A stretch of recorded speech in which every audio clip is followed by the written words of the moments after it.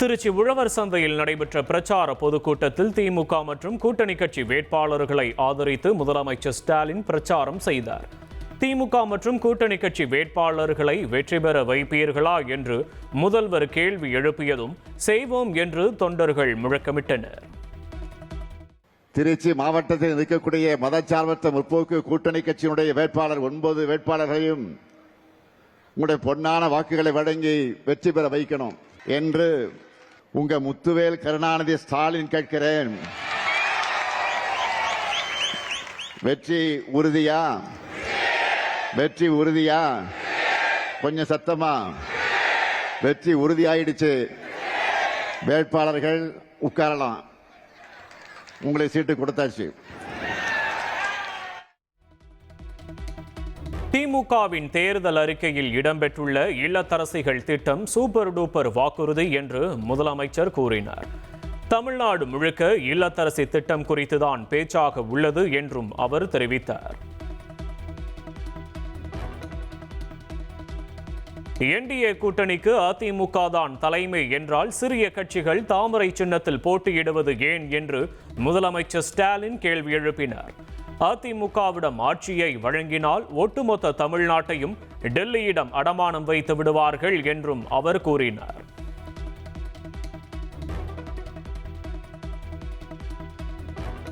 திமுக தலைவரும் முதலமைச்சருமான ஸ்டாலின் தனது 2ஆம் கட்ட தேர்தல் பிரச்சாரத்தை நாளை மறுநாள் ஏப்ரல் 3ஆம் தேதி தொடங்குகிறார். திருவாரூரில் இருந்து முதற்கட்ட பிரச்சாரத்தை தொடங்கிய நிலையில் தற்போது அடுத்தடுத்த மாவட்டங்களுக்கான பயண விவரம் வெளியாகியுள்ளது. அதன்படி ஏப்ரல் 3ஆம் தேதி திருநெல்வேலியிலும், ஏப்ரல் 4ஆம் தேதி நாகர்கோவில் மற்றும் சங்கரன் கோவிலிலும் முதலமைச்சர் வாக்கு சேகரிக்க உள்ளார். அதனைத் தொடர்ந்து ஏப்ரல் 5ஆம் தேதி விருதுநகர் மற்றும் திருமங்கலம் பகுதிகளில் நடைபெறும் பிரம்மாண்ட பொதுக்கூட்டங்களில் பங்கேற்று முதலமைச்சர் ஸ்டாலின் உரையாற்றுகிறார். அதிமுக பொதுச் செயலாளர் எடப்பாடி பழனிசாமி இன்று சிவகங்கையில் தேர்தல் பிரச்சாரம் மேற்கொள்கிறார். மாலை 6 மணிக்கு புதுக்கோட்டையில் அதிமுக வேட்பாளர்களை ஆதரித்து அவர் வாக்கு சேகரிக்க உள்ளார். சட்டமன்ற தேர்தலில் திமுக கூட்டணியில் இடம்பெற்றுள்ள மதிமுக 4 தொகுதிகளிலும் உதயசூரியன் சின்னத்தில் போட்டியிடுகிறது. சீர்காழியில் தனி சின்னத்தில் போட்டியிடுவதாக கூறப்பட்ட நிலையில் தற்போது அங்கும் உதயசூரியன் சின்னத்தில் போட்டியிடுவோம் என்று மதிமுக பொதுச் செயலாளர் வைகோ அறிவித்துள்ளார். தமிழக சட்டமன்ற தேர்தலுக்கான பாமகவின் தேர்தல் அறிக்கையை அக்கட்சியின் தலைவர் அன்புமணி ராமதாஸ் வெளியிட்டார். கல்வி, வேளாண்மை, சுகாதாரத்துறைகளுக்கு தேர்தல் அறிக்கையில் முக்கியத்துவம் அளிக்கப்பட்டுள்ளதாக அவர் கூறினார். தவேக தலைவர் விஜயின் பிரச்சாரத்திற்கு உரிய பாதுகாப்பு வழங்கவில்லை என்று தலைமை தேர்தல் அதிகாரியிடம் அக்கட்சியினர் புகார் அளித்துள்ளனர். தலைமை செயலகத்தில் தமிழக தலைமை தேர்தல் அதிகாரியை நேரில் சந்தித்து தவேக பொதுச் செயலாளர் என் ஆனந்த் புகார் மனுவை வழங்கியிருக்கிறார். புதுச்சேரியில் வரும் சனிக்கிழமை தவேக தலைவர் விஜய் பிரச்சாரம் மேற்கொள்ள காவல்துறை அனுமதி வழங்கியுள்ளது. 4 இடங்களில் காலை 9 மணி முதல் மதியம் 12 மணி வரை அனுமதி வழங்கப்பட்டுள்ளது.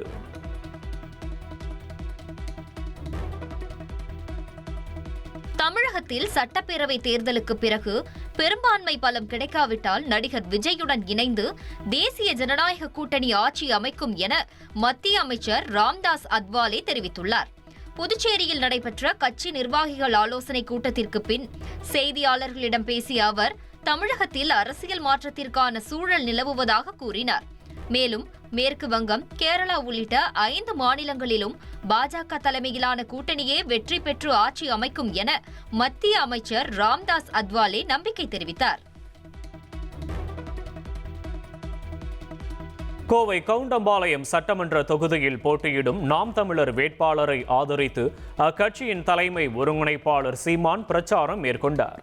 தேர்தல் பத்திரம் மூலம் நிதி வாங்காத ஒரே கட்சி நாம் தமிழர் கட்சி என்றும் தங்கள் கட்சிக்கு மக்கள் திரள் நிதி தருவதாகவும் சீமான் கூறினார். ஆந்திர பிரதேசத்தின் ஒரே தலைநகராக அமராவதியை அங்கீகரிக்கும் மசோதா நாடாளுமன்ற மக்களவையில் நிறைவேற்றப்பட்டுள்ளது. மக்களவையை தொடர்ந்து மாநிலங்களவையிலும் மசோதா நிறைவேற்றப்பட உள்ளது.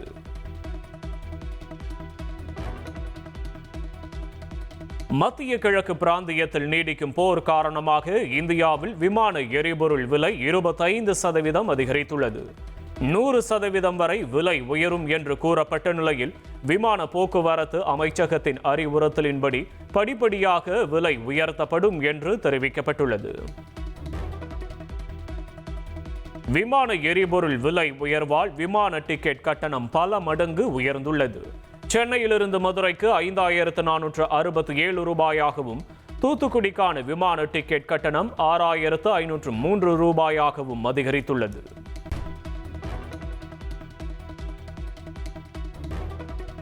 மத்திய கிழக்கு போர் எதிரொலி நடைபெறும் கூட்டத்தில் அமைச்சர்கள், அதிகாரிகள் பங்கேற்கின்றனர்.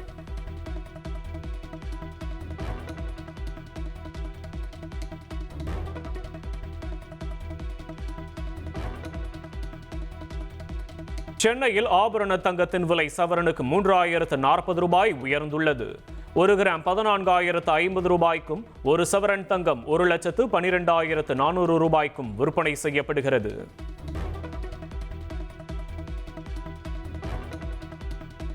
சென்னையில் தங்கத்தை தொடர்ந்து வெள்ளி விலையும் கிலோவுக்கு 15,000 ரூபாய் உயர்ந்துள்ளது.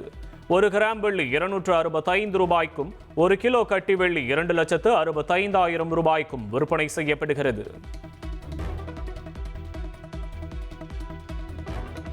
தமிழ்நாட்டில் உள்ள 77 சுங்கச்சாவடிகளில் சுங்க கட்டணம் உயர்வு அமலுக்கு வந்துள்ளது.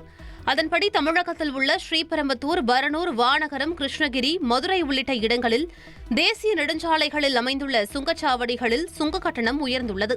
சுமார் 3 முதல் 5% வரை சுங்க கட்டணம் உயர்த்தப்பட்டிருப்பதால் கார்களுக்கான கட்டணம் 5 ரூபாய் வரையும், கனரக வாகனங்களுக்கான கட்டணம் 40 ரூபாய் வரையும் உயர வாய்ப்புள்ளதாக தெரிவிக்கப்பட்டுள்ளது. இதனால் அத்தியாவசிய பொருட்களின் விலை அதிகரிக்கும் அபாயம் ஏற்பட்டுள்ளது. சென்னை, கன்னியாகுமரி, திருச்சி, சேலம் மற்றும் சேலம், கோயம்புத்தூர் உள்ளிட்ட முக்கிய தேசிய நெடுஞ்சாலைகளில் அமைந்துள்ள 60 சுங்கச்சாவடிகள், 60 கிலோமீட்டர் நீளமுள்ள வண்டலூர், மீஞ்சூர் வெளிவட்ட சாலையில் 4 உள்ளிட்ட சுங்கச்சாவடிகளில் இந்த கட்டண உயர்வு அமலுக்கு வந்துள்ளது. 19 கிலோ எடை கொண்ட வணிக சிலிண்டர் விலை 203 ரூபாய் உயர்ந்து 2,269 ரூபாயாக நிர்ணயம் செய்யப்பட்டுள்ளது. சர்வதேச சந்தையில் கச்சா எண்ணெயின் விலை உள்ளிட்டவற்றின் அடிப்படையில் பெட்ரோல், டீசல், சமையல் எரிவாயு சிலிண்டர் விலையை எண்ணெய் நிறுவனங்கள் மாதந்தோறும் நிர்ணயம் செய்கின்றன. அந்த வகையில் எண்ணெய் நிறுவனங்கள் வெளியிட்டுள்ள அறிவிப்பின்படி 19 கிலோ எடை கொண்ட வணிக சிலிண்டர் விலை ரூபாய் 203 உயர்ந்து 2,269 ரூபாயாக நிர்ணயம் செய்யப்பட்டுள்ளது. 14.2 கிலோ எடை கொண்ட வீட்டு உபயோக சமையல் எரிவாயு சிலிண்டர் எவ்வித மாற்றமும் இன்றி 928.50 ரூபாய்க்கு விற்பனை செய்யப்படுகிறது.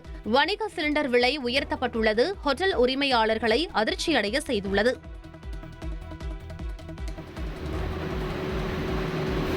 திருப்பூர் பின்னலாடை உற்பத்தி துறையினருக்கு பேரிடியாக ஏப்ரல் மாதத்திற்கான நூல் விலையை கிலோவிற்கு 12 ரூபாய் உயர்த்தி நூற்பாலைகள் அறிவிப்பு வெளியிட்டுள்ளன. தரமான பஞ்சு தட்டுப்பாடு மற்றும் இறக்குமதி வரிச்சலுகை ரத்து காரணமாக பருத்தி விலை உயர்ந்ததே இந்த அதிரடி மாற்றத்திற்கு காரணமாக கூறப்படுகிறது. இந்த ஆண்டு தொடக்கம் முதல் இதுவரை 26 ரூபாய் வரை நூல் விலை உயர்ந்துள்ளதால் புதிய ஆர்டர்களை பெறுவதில் சிக்கல் ஏற்பட்டிருப்பதாக தொழில்துறையினர் கவலை தெரிவித்துள்ளனர். ஈரான், இஸ்ரேல் போர் பதற்றத்தால் கச்சா எண்ணெய் விலை உயர்ந்து வரும் நிலையில் நூல் விலையேற்றமும் சேர்ந்துள்ளதால் ஏற்றுமதி வர்த்தகம் கடுமையாக பாதிக்கப்படும் அபாயம் உருவாகியுள்ளது.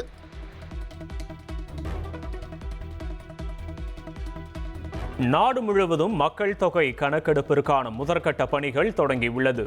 2 கட்டங்களாக நடைபெறவுள்ள கணக்கெடுப்பு பணிகளை முடிக்க முழுவதும் டிஜிட்டல் முறையில் நடைபெறும் என்று அறிவிக்கப்பட்டிருக்கிறது. அமைச்சர் துரைமுருகனுக்கு எதிரான சொத்து குவிப்பு வழக்கை விசாரிக்க உச்சநீதிமன்றம் இடைக்கால தடை விதித்துள்ளது. துரைமுருகன் தாக்கல் செய்த மேல்முறையீட்டு மனுவுக்கு லஞ்ச ஒழிப்புத்துறை பதிலளிக்கவும் உச்சநீதிமன்றம் உத்தரவு பிறப்பித்துள்ளது. அசாம் சட்டமன்ற தேர்தலையொட்டி பிரதமர் மோடி அம்மாநிலத்தில் பிரச்சாரம் மேற்கொண்டுள்ளார். திப்ருகரில் உள்ள தேயிலை தோட்டத்திற்கு சென்ற பிரதமர் மோடி அங்குள்ள தொழிலாளர்களுடன் இணைந்து தேயிலை பறித்தபடியே கலந்துரையாடினார். சுங்கச்சாவடி கட்டணத்திலிருந்து அரசியல் கட்சி வாகனங்களுக்கு எந்தவித விலக்கும் அளிக்கக்கூடாது என உயர்நீதிமன்ற மதுரை அமர்வு உத்தரவிட்டுள்ளது. ஜெயருத்ரன் என்பவர் தாக்கல் செய்த பொதுநல மனுவில் மதுரை ரிங் ரோடு பகுதியில் அரசியல் கட்சிகளின் கூட்டங்களால் போக்குவரத்து நெரிசல் ஏற்படுவதாகவும், சில வாகனங்கள் சுங்கச்சாவடி கட்டணம் செலுத்தாமல் செல்வதாகவும் தெரிவிக்கப்பட்டது. இந்த மனுவை விசாரித்த நீதிமன்றம் குறிப்பிட்ட ஆதாரங்கள் இல்லாததால் இந்த வழக்கை தள்ளுபடி செய்தது. இருப்பினும் விதிகளை மீறி எந்த தனிநபர் அல்லது அரசியல் கட்சிக்கும் சுங்கச்சாவடி கட்டணத்தில் விலக்கு அளிக்க கூடாது என்றும் உத்தரவிட்டது.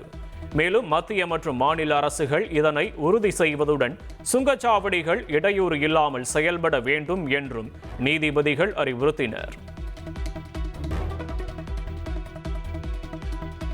பிரசித்தி பெற்ற பழனி தண்டாயுதபாணி சுவாமி கோயில் பங்குனி உத்திர திருவிழாவை முன்னிட்டு காலையில் இருந்தே ஆயிரக்கணக்கான பக்தர்கள் தீர்த்த காவடி, மயில் காவடி ஏந்தி அரோகரா முழக்கத்துடன் கிரிவீதியில் வழிபட்டனர்.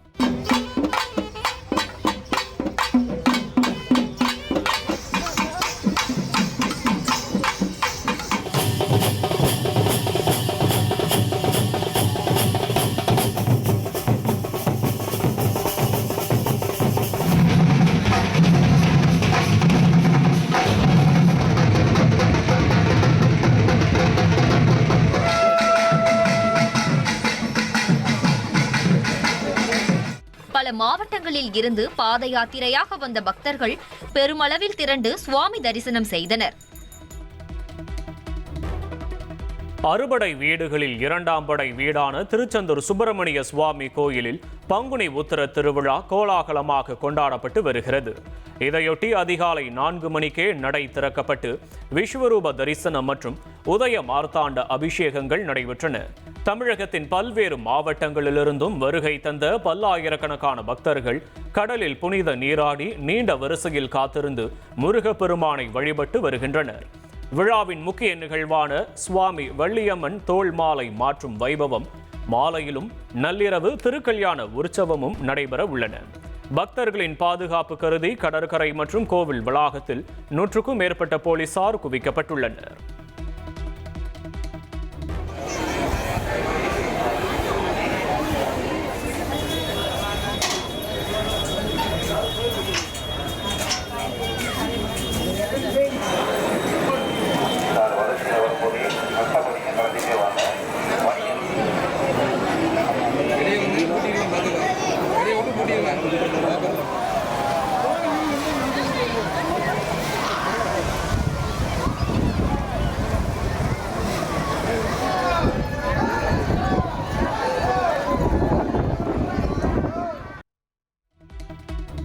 சென்னை வடபழனி முருகன் கோயிலில் பங்குனி உத்திர திருவிழாவை முன்னிட்டு அதிகாலை முதலே ஏராளமான பக்தர்கள் நீண்ட வரிசையில் காத்திருந்து சாமி தரிசனம் செய்து வருகின்றனர்.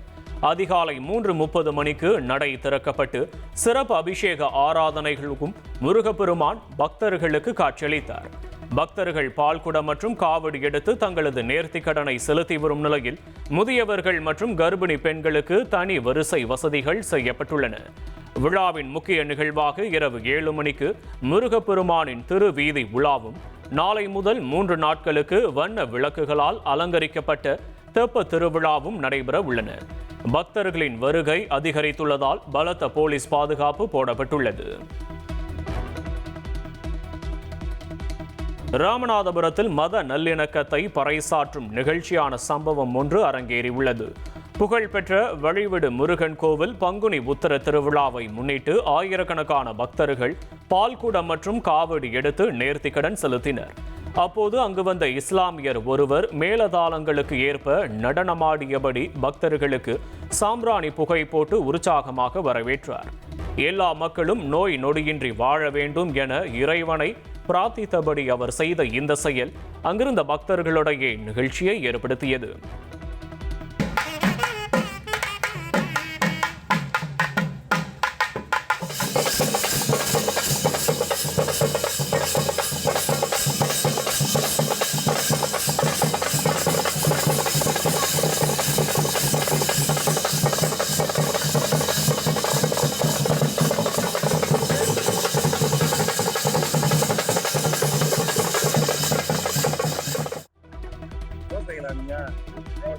ராமநாதபுரம் மாவட்டம் கமுதியில் உள்ள ஸ்ரீ முத்துமாரியம்மன் கோவில் பங்குனி திருவிழாவை முன்னிட்டு பக்தர்கள் களிமண் சேறு பூசி சேத்தாண்டி வேடமிட்டு நேர்த்திக்கடன் செலுத்தினர்.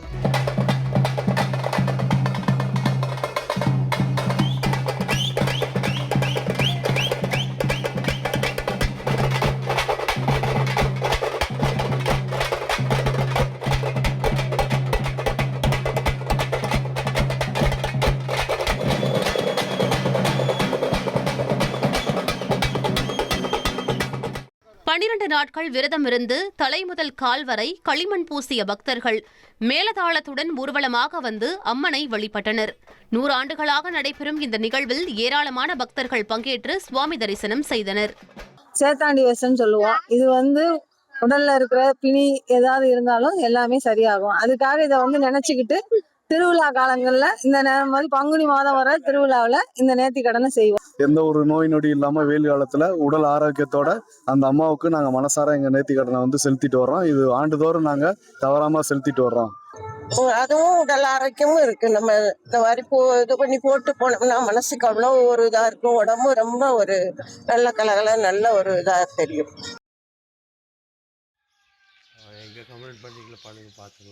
நீலகிரி அருகே வாழைத்தோட்டம் கிராமத்தில் கடந்த 2 நாட்களாக மக்னா யானை ஒன்று குடியிருப்புகள் மற்றும் ரேஷன் கடைகளில் புகுந்து பொருட்களை சேதப்படுத்தி பொதுமக்களை அச்சுறுத்தி வருகிறது. முதல் நாள் ரேஷன் கடையின் ஜன்னலை உடைத்து அரிசி மூட்டைகளை இழுத்து யானை சாப்பிட்டதாகவும், அடுத்த நாள் கோதுமை மூட்டைகளை சேதப்படுத்தியதாகவும் பகுதி மக்கள் குற்றம் சாட்டுகின்றனர்.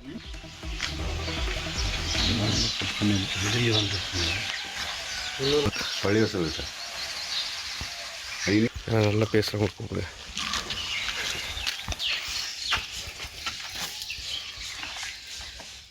தொடர்ந்து அச்சுறுத்தி வரும் மக்னா யானையை விரட்ட உரிய நடவடிக்கை எடுக்க வேண்டும் என அவர்கள் கோரிக்கை விடுத்துள்ளனர். எங்கிருந்து வந்த யானை தெரியலிங்க. இந்த யானை டெய்லி ஒரு வீடோ இல்லை கடையவோ டெய்லியும் அடைக்குதுங்க. ரேஷன் கடை பாருங்க, 2 நாள் ஆச்சு. 2 நாளாக ரேஷன் கடை அடிச்சுட்டு இருக்குதுங்க. கோதுமை, சர்க்கரை, அரிசி எல்லாத்தையும் வெளியே பாருங்கள், நீங்களே பார்ப்பீங்க, எல்லாம் கொட்டி கிடக்குது, எடுத்துகிட்டு போயிடுது. இப்படி நாங்கள் என்னங்க பண்ணுறது? நாங்கள் விடி தூங்காமல் நாங்களும் யானையை வெட்டுறோம். ஃபாரஸ்ட்டுக்காரங்க இது வரைக்கும் அது எந்த ஸ்டெப்பு நடவடிக்கை எடுக்கலை. நாங்கள் என்ன கேட்குறோங்க, எங்கள் நீலகிரி கலெக்டராமா எங்களுக்கு ஒரு நல்ல ஒரு கோரிக்கையாக இந்த யானையை இங்கிருந்து அப்புறப்படுத்தணுங்க.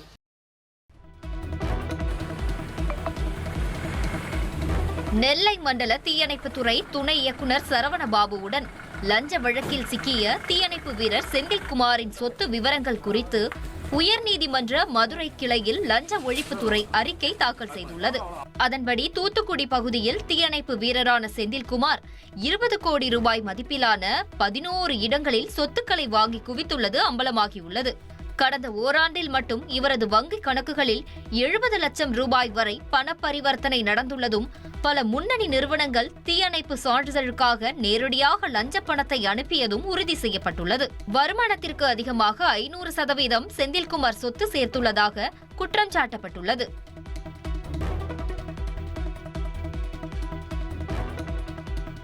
சேலம் மாவட்டம் ஏற்காடு மலைப்பாதையில் 20 பயணிகளுடன் சென்ற வேன் பாறையில் மோதி விபத்திற்குள்ளானது. பள்ளத்தில் கவிழாமல் வேன் பாறை மீது மோதி நின்றதால் 20 பயணிகள் உயிர் தப்பினர்.